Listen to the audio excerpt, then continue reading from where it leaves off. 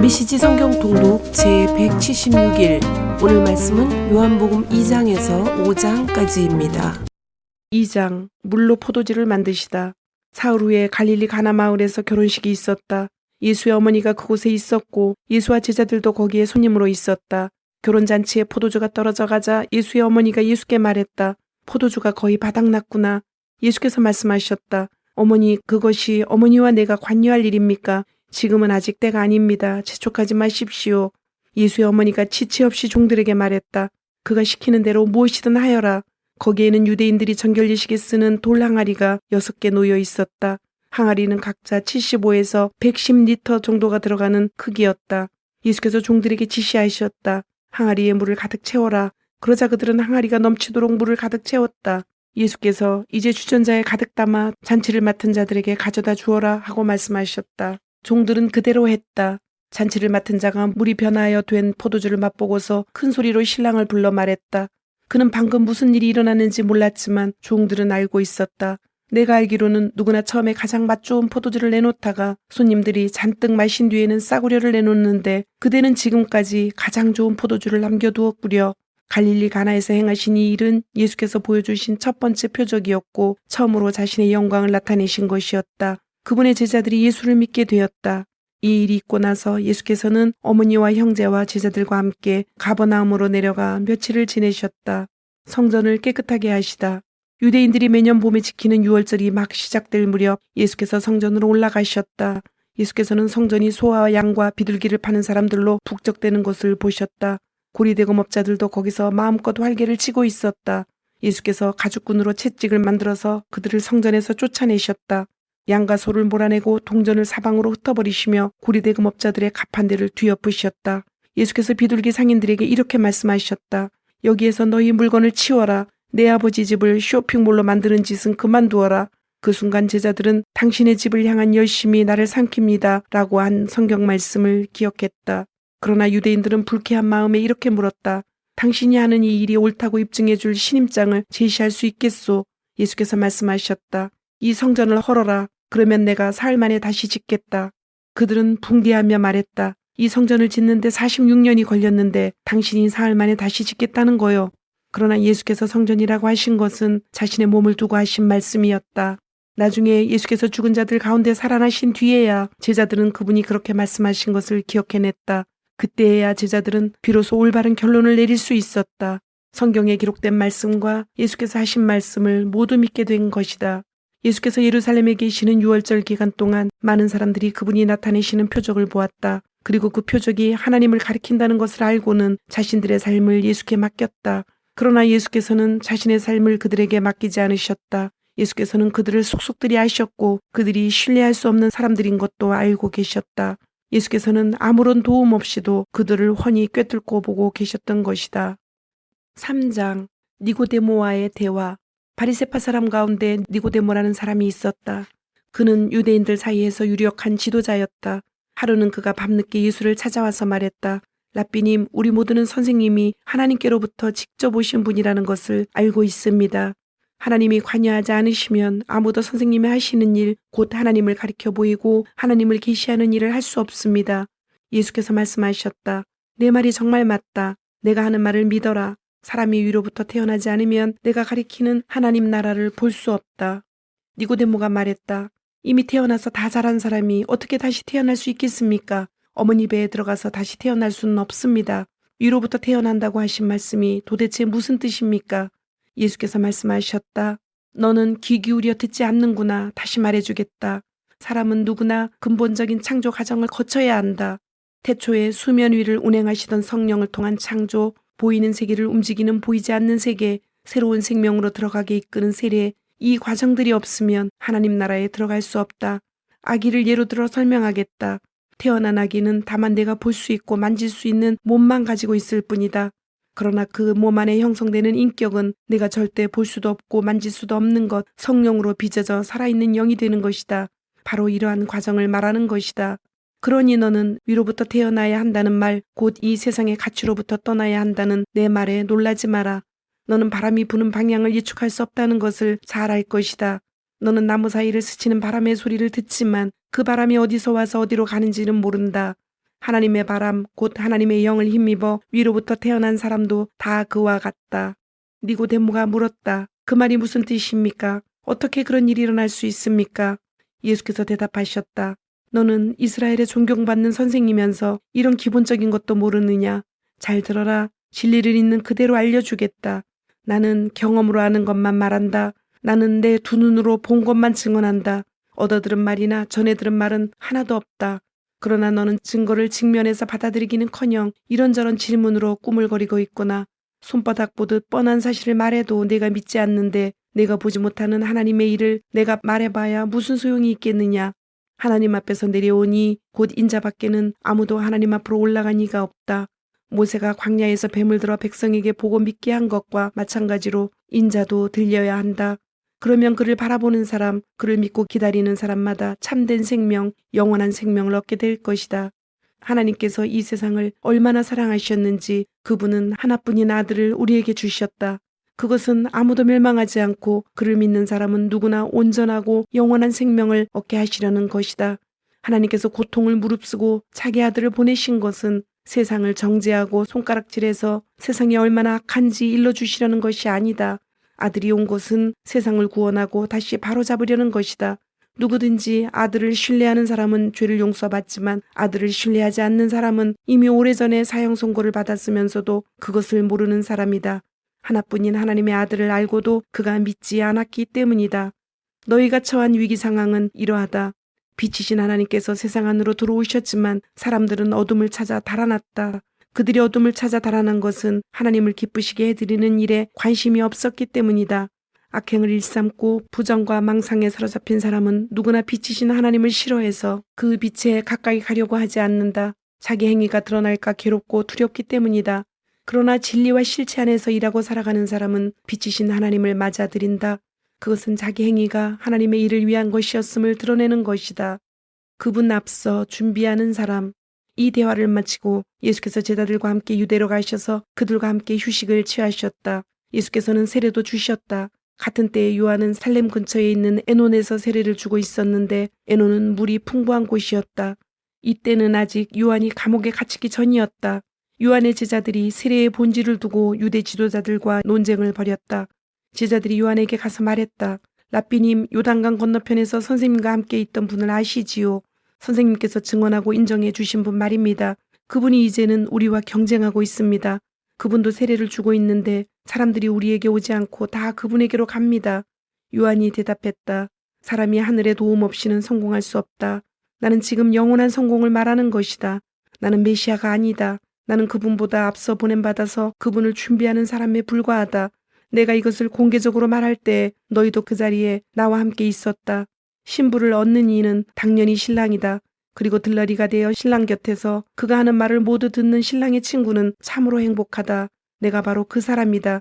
이제 결혼식이 끝나고 행복한 결혼 생활이 시작될 것을 잘 아는 신랑의 친구가 어떻게 질투할 수 있겠느냐. 그래서 내 잔이 넘쳐 흐르는 것이다. 지금은 그분이 중앙무대로 나오시고 나는 가장자리로 비켜나야 할 순간이다. 위로부터 오시는 그분이야말로 하나님께서 보내신 다른 어떤 심부름꾼보다 뛰어나신 분이다. 땅에서 난 자는 땅에 매여서 땅의 언어로 말하지만 하늘에서 나신 분은 우리와 차원이 다르다. 그분은 하늘에서 직접 보고 들은 것을 증거로 제시하신다. 하지만 아무도 그 같은 사실에 관심을 두지 않는다. 그러나 그 증거를 면밀히 살펴보는 사람은 하나님이 곧 진리라는 사실에 자기 목숨을 걸게 된다. 하나님께서 보내신 그분은 하나님의 말씀을 전한다. 하나님께서 성령을 조금씩 나누어 주신다고 생각하지 마라. 아버지는 아들을 한량없이 사랑하신다. 아버지는 아들에게 모든 것을 맡기셔서 아들로 하여금 그 선물을 아낌없이 나눠주게 하셨다. 그래서 아들을 받아들이고 신뢰하는 사람은 누구나 그 모든 것, 곧 온전하고 영원한 생명에 참여하게 된다. 어둠 속에 있어 아들을 신뢰하지 않고 외면하는 사람이 생명을 보지 못하는 것도 그 때문이다.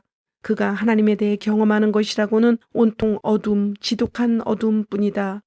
4장 우물가의 여인. 예수께서 바리새인들이 자신과 요한이 세례를 준 횟수를 세고 있다는 것을 아셨다. 실제로 세례를 준 것은 예수가 아니라 그분의 제자들이었다. 바리새인들은 예수가 앞섰다고 점수를 발표하여 그분과 요한이 경쟁하는 것으로 사람들의 눈에 보이게 했다. 그래서 예수께서 유대를 떠나 다시 갈릴리로 가셨다. 갈릴리로 가려면 사마리아를 가로질러 가야 했다. 예수께서 사마리아의 수가라는 마을에 이르셨다. 수가는 야곱이 자기 아들 요셉에게 준 땅과 맞닿아 있었는데 야곱의 우물이 아직 거기 있었다. 여행으로 지친 예수께서 우물가에 앉으셨다. 때는 정오 무렵이었다. 한 사마리아 여자가 물을 기르러 나왔다. 예수께서 그 여자에게 말씀하셨다. 나에게 물 한 모금 줄 수 있겠느냐? 제자들은 점심거리를 사러 마을에 가고 없었다. 사마리아 여자가 당황해하며 물었다. 당신은 유대인이면서 어떻게 사마리아 여자인 나에게 물을 달라고 하십니까? 당시의 유대인들은 사마리아 사람들과 절대로 말을 나누려 하지 않았다. 예수께서 대답하셨다. 내가 하나님의 후하심을 알고 내가 누구인 줄 알았더라면 내게 마실 물을 달라고 했을 것이고 나는 내게 시원한 생수를 주었을 것이다. 그러자 여자가 말했다. 선생님, 선생님께는 물 깃는 두레박도 없고 또 이 우물은 깊습니다. 그런데 어떻게 생수를 주시겠다는 말입니까? 선생님이 우리 조상 야곱보다 더 뛰어난 분이라는 말입니까? 그는 이 우물을 파서 자신은 물론이고 자기 아들들과 가축들까지 이 물에서 마시게 했고 우리에게 물려주기까지 했습니다. 예수께서 말씀하셨다. 이 물을 마시는 사람은 누구나 다시 목마를 것이다. 그러나 내가 주는 물을 마시는 사람은 다시는 목마르지 않을 것이다. 내가 주는 물은 그 사람 속에서 솟구쳐 오르는 영원한 생명의 샘이 될 것이다. 여자가 말했다. 선생님, 내게 그 물을 주셔서 내가 다시는 목마르지 않게 해주시고 이 우물을 다시 찾는 일이 없게 해주십시오. 예수께서 말씀하셨다. 가서 내 남편을 불러서 다시 오너라. 나는 남편이 없습니다. 하고 여자가 대답했다. 남편이 없다고 한 네 말이 맞다. 너는 남편이 5이나 있었고 지금 함께 사는 남자도 내 남편이 아니다. 그러니 내 말이 맞다. 이제 보니 선생님은 예언자이십니다. 그렇다면 이것을 좀 말해 주십시오. 우리 조상들은 이 산에서 하나님께 예배를 드렸습니다. 하지만 선생님 같은 유대인들은 예루살렘이 유일한 예배 장소라고 주장합니다. 그렇지요.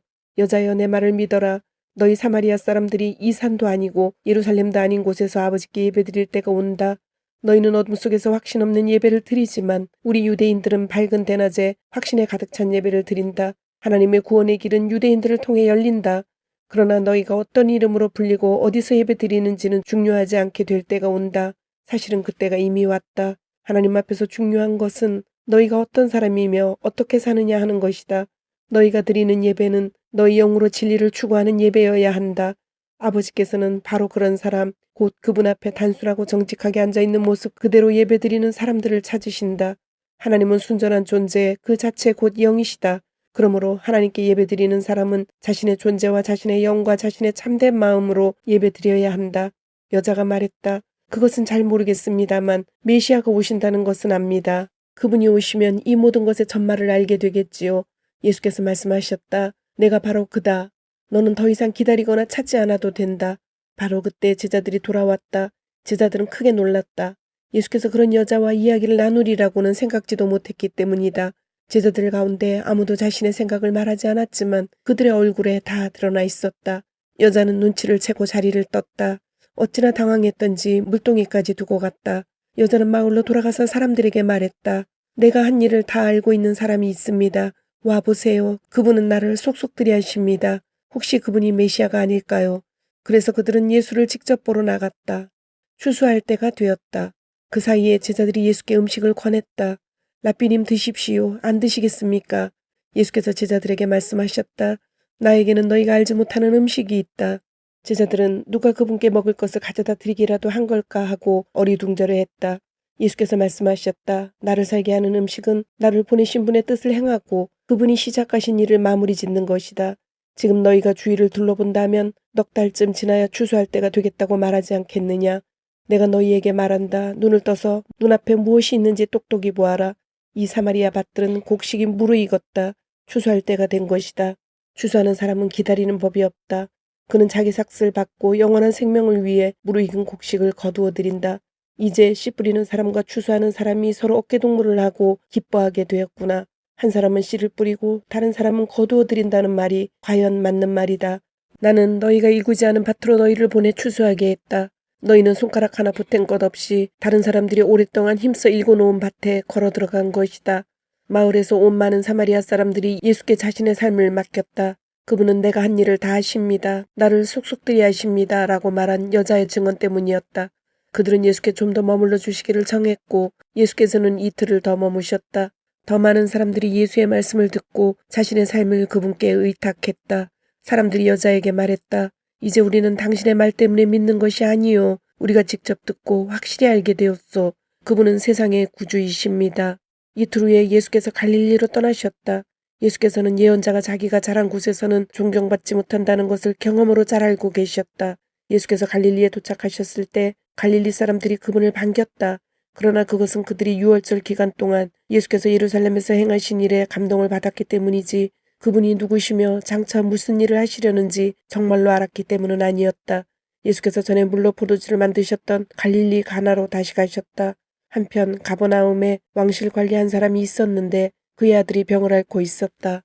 그는 예수께서 유대를 떠나 갈릴리로 오셨다는 소식을 듣고서 그분을 찾아가 가버나움으로 내려가서 죽기 직전에 있는 자기 아들을 고쳐달라고 그분께 간절히 청했다.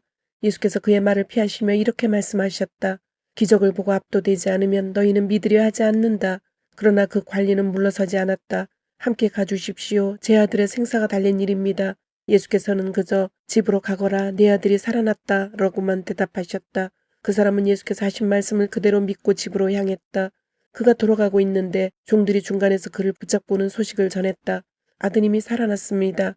그 사람이 자기 아들이 언제 낳기 시작했는지를 묻자 종들이 대답했다. 어제 오후 1시쯤에 열이 내렸습니다. 그 아버지는 그때가 바로 예수께서 내 아들이 살아났다고 말씀하신 때라는 것을 알았다. 그 일로 결론이 났다. 그 관리뿐 아니라 온 가족이 다 믿게 된 것이다. 이것은 예수께서 유대를 떠나 갈릴리로 오신 뒤에 보여주신 두 번째 표적이다. 5장 38년 된 병자를 고치시다. 곧이어 또 다른 명절이 다가오자 예수께서 다시 예루살렘으로 가셨다. 예루살렘의 양의 문 근처에 히브리 말로 베데스다라 하는 연못이 있었고 그 연못에 회랑 5채가 딸려 있었다. 그 회랑에는 눈먼 사람, 다리를 저는 사람, 중풍병자같이 몸이 아픈 사람들이 수백 명 있었다. 거기에 38년 동안 앓고 있던 한 남자가 있었다. 예수께서 그가 연못가에 누워있는 것을 보시고 또 그가 그곳에 얼마나 오래 있었는지를 아시고 말씀하셨다. 내가 낫기를 원하느냐? 그 남자가 말했다. 선생님, 물이 움직일 때 저를 연못에 넣어줄 사람이 없습니다. 제가 연못에 닿을 즈음이면 이미 다른 사람이 들어가 있습니다. 예수께서 말씀하셨다. 일어나서 내 자리를 들고 걸어가거라. 그러자 그가 곧바로 나았다. 그는 자기 자리를 들고 걸어갔다. 마침 그날은 안식일이었다. 유대인들이 그 나은 사람을 막아서며 말했다. 오늘은 안식일이요. 자리를 들고 다녀서는 안 돼요. 그것은 규정을 위반하는 일이요. 그러자 그가 그들에게 말했다. 나를 낳게 해준 분이 내게 자리를 들고 걸어가라고 말씀하셨소. 그들이 물었다. 당신에게 자리를 들고 걸어가라고 한 사람이 누구요? 그러나 그 나은 사람은 그분이 누구인지를 알지 못했다. 예수께서 어느새 무리 속으로 몸을 숨기셨기 때문이었다. 얼마 후에 예수께서 성전에서 그 사람을 만나자 이렇게 말씀하셨다. 아주 좋아 보이는구나. 너는 건강해졌다. 죄 짓는 삶으로 되돌아가지 마라. 만일 되돌아가면 더 심한 일이 일어날 수 있다. 그 사람이 돌아가서 자기를 낫게 해준 이가 예수라고 유대인들에게 말했다. 그러자 유대인들은 예수께서 안식일에 그 같은 일을 했다는 이유로 그분을 잡으려고 했다. 그러나 예수께서는 스스로를 변화하시며 이렇게 말씀하셨다. 내 아버지께서 안식일에도 쉬지 않고 일하신다. 그러니 나도 일한다. 그 말에 유대인들이 격분했다. 이제 그들은 예수를 공개적으로 공격하는 것에 머물지 않고 그분을 죽이려고 했다. 예수께서 안식일을 어겼을 뿐 아니라 하나님을 자기 아버지라고 부르면서 하나님과 자신을 동등한 자리에 두었기 때문이다. 오직 아버지의 말씀대로. 그래서 예수께서 자신에 대해 길게 설명하셨다. 내가 너희에게 사실 그대로 말하겠다. 아들은 무슨 일이든지 자기 마음대로 하지 않고 아버지에게서 본대로만 한다. 아버지께서 하시는 일을 아들도 한다. 아버지는 아들을 사랑하셔서 자신이 하는 모든 일에 아들도 참여하게 하신다. 그러나 너희가 본 것은 일부에 지나지 않는다. 아버지께서 죽은 사람들을 다시 살리시고 생명을 창조하시는 것처럼 아들도 그 일을 하기 때문이다. 아들은 자기가 택한 사람 누구에게나 생명을 준다. 아들과 아버지는 그 누구를 내쫓지 않는다. 아버지는 심판할 모든 권한을 아들에게 넘겨주셔서 아들도 아버지와 똑같이 영광을 받게 하셨다. 아들에게 영광을 돌리지 않는 사람은 아버지께도 영광을 돌리지 않는 것이다. 아들을 영광의 자리에 앉히신 것이 아버지의 결정이기 때문이다. 너희가 반드시 귀 기울여 들어야 할 말이 있다. 누구든지 지금 내가 하는 말을 믿고 나에게 책임을 맡기신 아버지와 한편에 서는 사람은 지금 이 순간 참되고 영원한 생명을 얻고 더 이상 정죄받지 않는다. 그는 죽은 사람의 세계에서 산 사람의 세계로 과감히 옮겨온 것이다. 너희가 반드시 알아두어야 할 것이 있다. 죽은 자들이 하나님 아들의 음성을 듣고 살아날 때가 왔다. 지금이 바로 그때다. 아버지 안에 생명이 있는 것처럼 아버지께서는 아들 안에도 생명을 주셨다. 또한 아버지께서는 그가 인자이기 때문에 그에게 심판의 문제를 결정하고 시행할 권한을 주셨다. 이 모든 말에 그렇게 놀랄 것 없다. 죽어서 땅에 묻힌 모든 사람들이 그의 음성을 들을 때가 온다. 바른 길을 따라서 산 사람은 부활 생명으로 들어가고 그릇된 길을 따라서 산 사람은 부활 심판으로 들어갈 것이다. 나는 단 하나도 내 마음대로 할 수 없다. 나는 먼저 귀 기울여 듣고 그런 다음 결정할 뿐이다. 너희는 내 결정을 신뢰해도 좋다. 내가 내 마음대로 하지 않고 오직 지시받은 대로 하기 때문이다. 내가 내 자신을 위해 말한다면 그 증언은 헛될 뿐 아니라 나의 이익을 위한 것이 되고 말 것이다. 그러나 나를 증언해 주시는 분은 따로 계신다. 그분은 모든 증인 가운데 가장 믿을 만한 증인이시다. 게다가 너희 모두는 요한을 보았고 그의 말을 들었다. 그가 나에 대해 전문적이고 믿을 만한 증언을 해주지 않았느냐. 그러나 내가 너희의 지지를 얻으려고 하거나 한낱 사람의 증언에 호소하려는 것은 아니다. 내가 이렇게 말하는 것은 너희로 구원을 얻게 하려는 것이다. 요한은 밝게 타오르는 횃불이었고 너희는 한동안 그의 밝은 빛 속에서 기쁘게 춤을 추었다. 그러나 참으로 나를 증거하는 증언, 요한의 증언보다 훨씬 뛰어난 증언이 있다. 아버지께서 나에게 이루라고 맡겨주신 일이 바로 그것이다. 내가 이루려고 하는 이 일이 아버지께서 실제로 나를 보내셨다는 것을 증언해 준다. 또한 나를 보내신 아버지께서도 나를 증언해 주셨다. 그러나 너희는 이 점을 놓치고 말았다. 너희는 그분의 음성을 들은 적도 없고 그분의 모습을 뵌 적도 없다. 너희의 기억 속에 그분의 메시지가 하나도 남아있지 않은 것은 너희가 그분의 심부름꾼을 진정으로 받아들이지 않았기 때문이다. 너희는 영원한 생명을 얻을 수 있으리라는 생각에 늘 성경에 파묻혀 지낸다. 그러나 너희는 나무를 보느라 숲을 놓치고 있다. 이 성경 전체가 나에 관해 기록된 것이다. 그런데 내가 너희 앞에 이렇게 서 있는데도 너희는 생명을 원한다고 하면서 정작 나에게서 그 생명을 받으려고 하지 않는다. 나는 사람들의 인정을 받는 데는 관심이 없다. 왜 그런지 아느냐? 내가 너희와 너희 무리를 잘 알기 때문이다. 나는 너희의 행사 일정에 사랑이 없다는 것을, 무엇보다 하나님의 사랑이 없다는 것을 안다. 내가 내 아버지의 권한을 가지고 왔으나 너희는 나를 쫓아내거나 피하기만 한다. 만일 다른 누군가가 으스대며 왔다면 너희는 두 팔 벌려 그를 맞았을 것이다. 너희가 서로 자리다툼을 벌이고 경쟁자들보다 상석에 앉으려 하고 하나님을 무시하는 데 시간을 다 허비하면서 어떻게 하나님과 함께하는 곳에 이르기를 기대하느냐. 그러나 내가 내 아버지 앞에서 너희를 고발할 것이라고는 생각하지 마라. 너희를 고발할 이는 너희가 그토록 의지하는 모세다. 너희가 모세의 말을 진실로 믿었더라면 나를 믿었을 것이다. 그가 기록한 것이 나를 두고 한 것이기 때문이다. 너희가 그의 기록도 진정으로 받아들이지 않는데 어떻게 내 말을 진정으로 받아들일 것이라고 기대할 수 있겠느냐. 주님, 오늘도 말씀을 주심을 감사드립니다. 주신 말씀대로 오늘 하루도 주님의 모습을 닮아가며 말씀대로 순종하며 살도록 은혜와 용기를 주옵소서. 예수님의 이름으로 기도드립니다. 아멘.